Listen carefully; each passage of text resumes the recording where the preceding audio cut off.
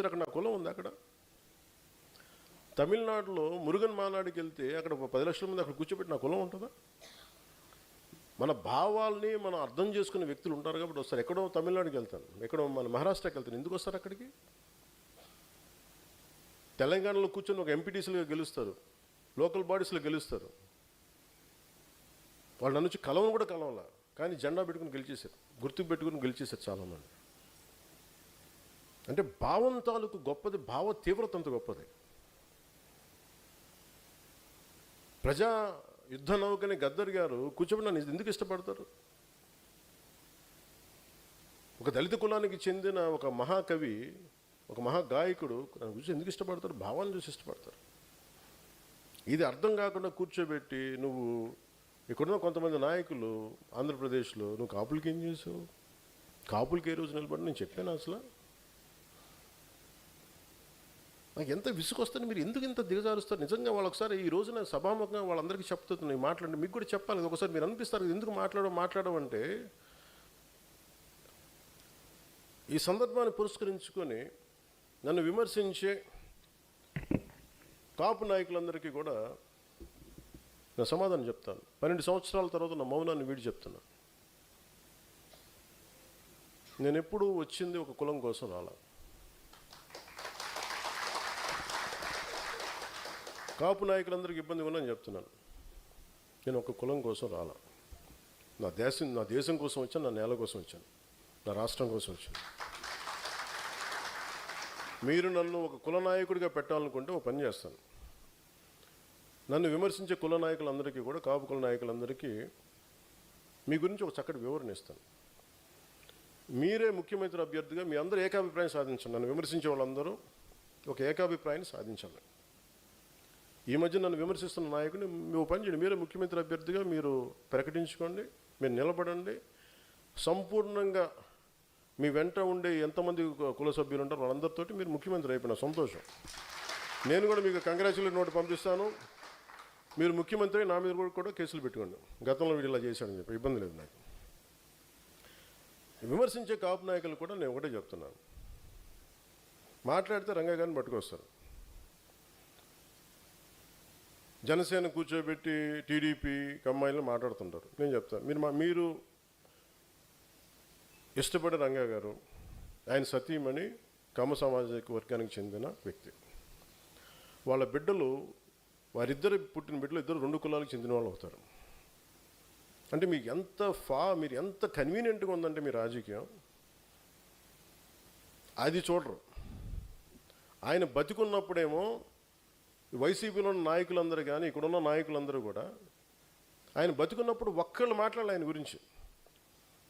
చనిపోగానే ఈరోజు అందరికీ కోపాలు వచ్చేసింది. ఎందుకంటే మరి ఏం కూర్చోబెట్టి నా మీద పడ్డారు. నేను ఎప్పుడు కులం ప్రస్తావన తీసుకుని నేను ఎప్పుడు రాలేదు.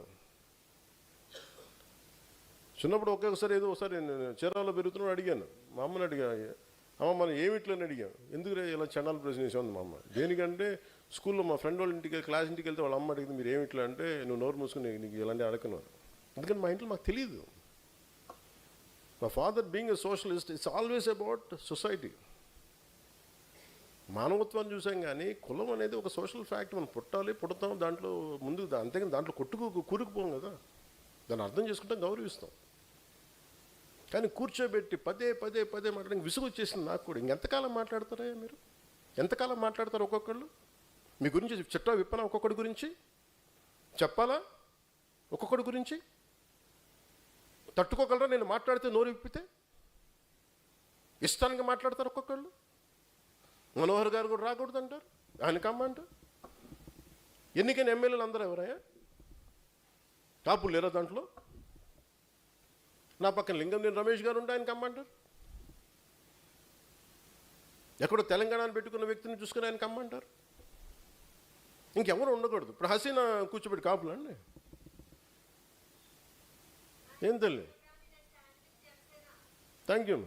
నేను చెప్తున్నా అంటే నేను చెప్పేది, అరే దాటి మాట్లాడదాం, కులాలు మతాలు దాటి వెళ్దాం, ఒకే అర్థం చేసుకుంటాం, మాట్లాడతాం, ప్రతి సమస్యను మాట్లాడతాం. అంటే కూర్చోబెట్టి ఇంకా తగ్గి నాకు విసుగు వచ్చేస్తుంది. ఇంకా నాకు ఓట్లు ఉంటే ఉంటాయి, పోతే పోతాయి. కానీ ఇలాంటి పనికిమాలిన విశ్లేషణలు, పనికిమాలిన ఈ విమర్శలు పెట్టుకుంటే మటుకు చాలా బలంగా సమాధానం ఇస్తాను. ఇది ఫస్ట్ టైము, భవిష్యత్తు అందరి చేత ఇప్పిస్తాను, గుర్తుపెట్టుకోండి. మీ నోళ్ళు మూతపడే వరకు, ఇంకొకసారి నా గురించి మాట్లాడాలంటే మీ నోళ్ళు మూతపడే వరకు అందరి చేత మాట్లాడిస్తాను, గుర్తుపెట్టుకోండి. ఇంకా సభ్యత సంస్కారం కాదు అని చెప్పి నేను మాట్లాడలే. ఇంకా మీరు స్థాయి దాటేశారు. మీరు ఎవడన్నా సరే మీరు మీ వాదనే చెప్తా, మీ కుల వాదనే చెప్తాను కాపు నాయకులందరికీ. మిగతా కులాల్లో చూసారా ఎక్కడన్నా? జగన్ గారి సామాజిక వర్గంలో చూసారా వాళ్ళ కులం నుంచి కూర్చున్న నాయకులు మాట్లాడారు ఎప్పుడన్నా? నువ్వు ఓడిపోతే నీ పేర్లు మార్చుకుంటాను ఎవరన్నా మాట్లాడారు అట్లా? ఎవరు మాట్లాడారు? మాట్లాడరు. చంద్రబాబు గారి గురించి మాట్లాడారు, నువ్వేం చేసావు అమ్మవారికి అని మాట్లాడరు, మీరు మాట్లాడతారు. అసలు మీరు ఒకసారి లోపల ఆలోచిస్తారా? ఈరోజు మీ అందరికీ చెప్తా ఉన్నా, నా చుట్టుపక్కల చాలామంది నాయకులు ఉండేవాళ్ళు. కానీ నేను ఇప్పుడు ఉదాహరణకి ఈయనే ఉన్నారు, ఆర్ఎంఆర్ గారు ఉండేవాళ్ళు, జేడీ గారు ఉండేవాళ్ళు. ఎక్కడికి వెళ్ళినా, రాజమండ్రి ఎక్కడికి వెళ్ళినా, ఈస్ట్ గోదావరి ఎక్కడికి వెళ్ళినా జేడీ గారిని పార్టీలో చేర్చుకోవాలని, జేడీ గారిని పార్టీలో చేర్చుకోవాలంటారు. వచ్చారు, మెంబర్షిప్ పెట్టాం, వైజాగ్ పార్లమెంట్ ఇచ్చాం, ఓడిపోయాం. అతను సినిమాలోకి వెళ్ళిపోయి నేను వెళ్ళిపోతాన్నారు. మాతో పాటు తోట చంద్రశేఖర్ గారు ఉండేవాళ్ళు, ఆయన బీఆర్ఎస్కి వెళ్ళిపోయారు. ఇప్పుడు మీరందరూ 3,000 మంది, ఇన్ని వేల మందికి పదవులు వచ్చినాయి. ఎందుకు వస్తాయి? మీరు నిలబడ్డారు కాబట్టి పదవులు వస్తాయి. వాళ్ళు ఉండంటే వాళ్ళందరూ రాజ్యసభ సభ్యులు అయిపోయాలేమో నాకేం తెలుసు, పార్లమెంట్ సభ్యులు అయిపోయి నాకేం తెలుసు. ఇవన్నీ వదిలేసి నా పక్కన ఆయన నిలబడితే కూర్చోబెట్టి మనోహర్ గారు సాగు కొడతా ఉంటారు నన్ను కూర్చోబెట్టి.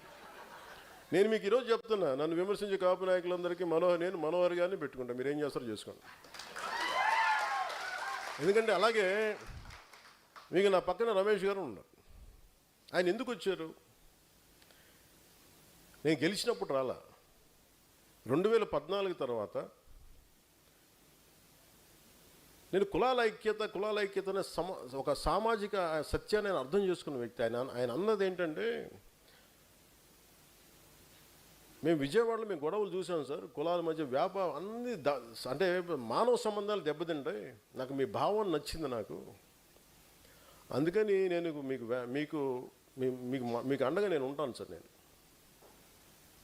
పాపం ఆయన నా పక్కన ఉన్నప్పుడు నేను ఎప్పుడు టీడీపీ సపోర్ట్ చేసిన, టీడీపీతో గొడవ పెట్టుకుని ఆయన పక్కనకి వస్తే అందరూ ఆయన కూర్చోబెట్టి ఆయన సామాజిక వర్గంతో తిట్టి ఈరోజు కూర్చోబెట్టి మాట్లాడితే, పాపం నేను వచ్చినప్పుడు ఆయన నాతో పాటు ఉన్నప్పుడు నేను టీడీపీకి వ్యతిరేకంగా, టీడీపీకి నేను ప్రో లేను. 2019లో ఆయన 14-15 తర్వాత నేనంటే ఇష్టం ఆయనకి వ్యక్తిగతంగా. ఎందుకంటే ఆయనకి నేను హీరోగా ఇష్టం, ఆయనకి నా సినిమాలకి ఆయన అభిమాని, నాకు అభిమాని, పొలిటికల్గా నా భావజాలని కూడా ఆయన అభిమాని.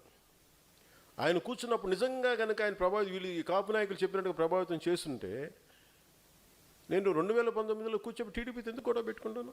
అంత మాత్రం కామన్ సెన్స్ మీకు లేదా? కాపు నాయకులందరికీ, మాట్లాడే వాళ్ళందరికీ.